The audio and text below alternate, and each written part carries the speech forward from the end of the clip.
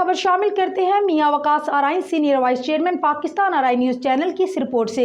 नौशहरा विरका में 10 मुहर्रमुल हराम की मुनासबत से मजालिस जुलूस के साथ साथ लंगर और न्याज का सिलसिला भी जारी है।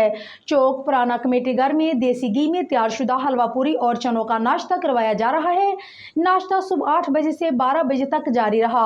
शहरियों और बच्चों की कसीर तादाद नाश्ता करती दिखाई दी। 10 मुहर्रम के दिन हलवा पूरी के नाश्ते की यह रवायत बड़ी पुरानी है।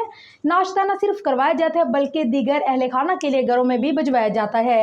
शहरियों और बच्चों की कसीर तादाद न सिर्फ नाश्ता करती है बल्कि जाते वक्त अपने अहले खाना के लिए भी लेकर जाती है।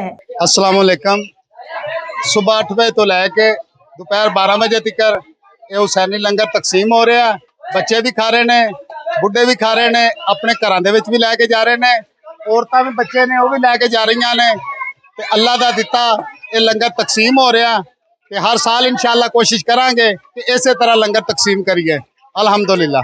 मुंतजमीन का कहना है कि 10 मुहर्रमुल हराम के दिन शहरियों को नाश्ता करवाने को हम सादत और अबादत समझते हैं। उनका मजीद कहना था कि ये सिलसिला आइंदा भी जारी रहेगा।